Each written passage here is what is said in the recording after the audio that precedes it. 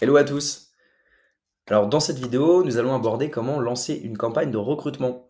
Mais avant toute chose, qu'est-ce qu'une campagne de recrutement? Je l'ai déjà évoqué dans de vidéos précédentes. Mieux vaut deux fois qu'une en termes de rappel.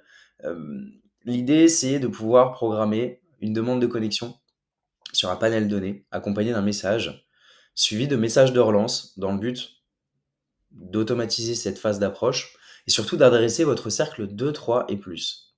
Une fois que vous avez lancé votre campagne et que vous l'avez nommée, vous allez pouvoir sélectionner les destinataires.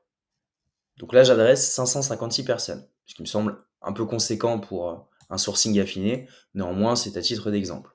Une fois que vous avez paramétré vos destinataires, vous allez pouvoir paramétrer votre demande de connexion. Aujourd'hui, sur LinkedIn, à la main, vous avez la possibilité d'envoyer votre demande de connexion brute, donc sans message, mais également, si vous jugez pertinent de le faire, d'en ajouter un.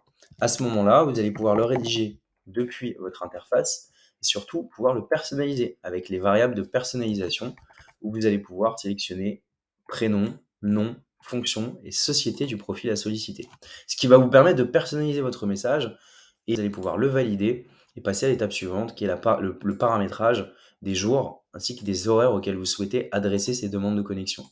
Alors pour info, aujourd'hui LinkedIn impose un quota en termes d'envoi de demandes de connexion de manière hebdomadaire. Et l'idée, c'est qu'on puisse bien, tout simplement étaler de manière aléatoire sur les jours et les horaires sélectionnés ces envois de demandes de connexion. D'accord? Une fois que vous avez paramétré votre demande de connexion, votre invitation, vous allez pouvoir paramétrer vos messages de relance. Alors, ces messages de relance vont s'envoyer à partir du moment où la personne a accepté la demande de connexion. D'accord? C'est un prérequis.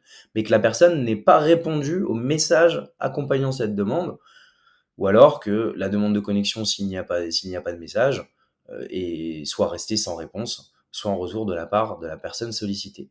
À ce moment-là, vous allez pouvoir rédiger votre message de relance avec, bien entendu, les variables de personnalisation que je vous ai citées auparavant. Si la personne n'est pas revenue par elle-même, à ce moment-là, elle va recevoir ce premier message de relance sur les jours et surtout sur les horaires que vous avez sélectionnés. Une fois que vous avez paramétré votre première relance, vous allez pouvoir passer à la seconde et éventuellement à la troisième.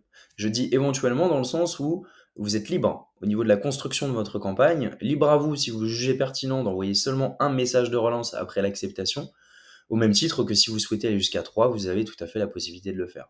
À noter que si une personne vous répond en cours de campagne, elle va sortir automatiquement de la campagne et va être qualifiée comme répondante et va remonter dans votre dashboard que je vais vous présenter dans une prochaine vidéo.